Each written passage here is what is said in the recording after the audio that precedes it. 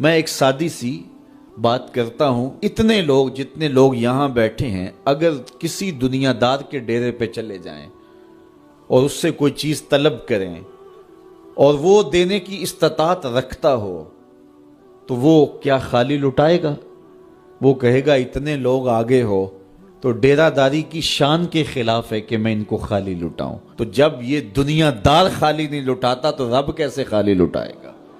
جب بندے اس کی دہلیز پہ چل کے آ جائیں تو وہ بندوں کی ضرورتوں کا کفیل ہے اور ان کے ہر درد کو جانتا ہے اور ان کی ضرورتوں کو پورا کرتا ہے۔ علماء نے کہا دعا ہر صورت قبول ہوتی ہے، یا تو یہ ہے کہ فوراً قبول ہو جاتی ہے، جو مانگا فوراً مل گیا، اور کبھی ایسا ہوتا ہے کہ فوراً نہیں ملتا، حکمت ہوتی ہے اور فوری دینا مناسب نہیں ہوتا تو اس کو فوری نہیں دیا جاتا، لیکن دعا بعد میں کچھ عرصے کے بعد اس کی ڈیمانڈ پوری کر دی جاتی ہے۔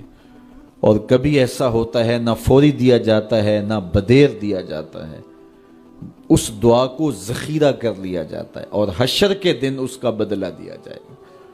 اور روایت میں آتا ہے حشر کے دن جب ان دعاؤں کا بدلہ دیا جائے گا جن کا بدلہ دنیا میں نہیں ملا تھا تو لوگ آرزو کریں کہ کاش کہ دنیا میں کوئی دعا قبول ہی نہ ہوئی ہوتی، سارے صلے آخرت میں ملتے۔ اللہ اکبر۔ کبھی ایسا ہوتا ہے جو مانگا جاتا ہے وہ نہیں دیا جاتا، اس کے بدلے میں کچھ اور چیز دے دی جاتی ہے جو اس کی ضرورت ہوتی ہے اور جو اس کے لیے مناسب ہوتی ہے۔ وہ کچھ اور مانگ رہا ہوتا ہے لیکن اللہ اپنی حکمت کے تحت اسے کچھ اور عطا کر دیتا ہے۔ بہر صورت دعا قبول ہوتی ہے اور بندوں کے اٹھے ہوئے ہاتھ اللہ پسند کرتا ہے۔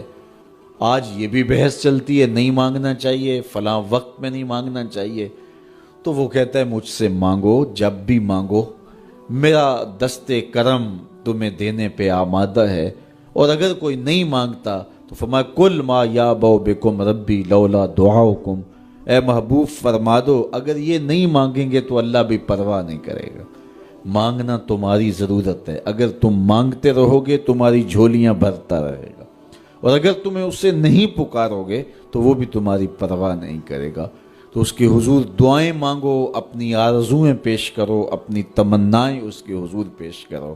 اچھا دنیا داروں سے مانگیں تو اپنے لیے مانگتے ہیں، لیکن اللہ سے مانگو تو اپنے لیے بھی مانگو، اوروں کے لیے بھی مانگو۔ وہ کریم ہے، وہ دیتا ہے اور خوش ہو کے دیتا ہے، تو اس سے مانگو، اس سے جھولی پھیلاؤ۔ اللہ سے راز و نیاز کی باتیں، جو باتیں بندہ کسی سے نہیں کر سکتا وہ اپنے رب سے ڈائریکٹ کرتا ہے، اپنے دل کے سارے دکھڑے اپنے رب کی دہلیز پہ رکھتا ہے اور اپنی ساری ضرورتیں مالک کی چوکھٹ پہ رکھ دیتا ہے، اور اس سے مانگتے ہوئے بندے کو شرم نہیں آتی، حیا نہیں آتا، بلکہ اس سے مانگتے ہوئے فخر محسوس ہو رہا ہوتا ہے کہ میں اپنے رب سے مانگ رہا ہوں۔ کسی اور سے مانگیں تو جھجک لگتی ہے، لیکن مالک سے مانگیں تو اپنائیت کا احساس ہوتا ہے کہ میں اس سے مانگ رہا ہوں، اس لیے کہ وہ ہمارا رب لگتا ہے، ہمارا اس سے ربط کتنا گہرا ہے۔ مسجد نبوی کا ایک کونا تھا اور ایک بندہ وہاں بیٹھ کے دعا مانگ رہا تھا۔ اس کے دعا کے لفظوں پہ غور کیجئے، اے اللہ میں تجھ سے اس لیے مانگتا ہوں کہ تو میرا اللہ ہے، تیرے علاوہ میرا ہے بھی تو کوئی نہیں۔ تو یہ وہ دعا مانگ رہا تھا اور مسجد نبوی کے کونے میں بیٹھا تھا۔ حضور نے دیکھا تو ایک صحابی سے کہا وہ جو دعا مانگ رہا ہے اس کو جا کے بتا دو تمہاری دعا قبول ہو گئی ہے۔ وہ مانگ اس ڈھب سے رہا ہے۔ تو یہ دعا اپنے رب سے نیاز ہے، دعا خود عبادت ہے۔ جب تمہاری ضرورتوں کا کفیل وہ ہے تو پھر اس سے نہیں مانگیں گے تو کس سے مانگیں گے؟ اور جب اس سے بندہ مانگتا ہے تو پھر وہ مانگنے والے کی لاج بھی رکھتا ہے۔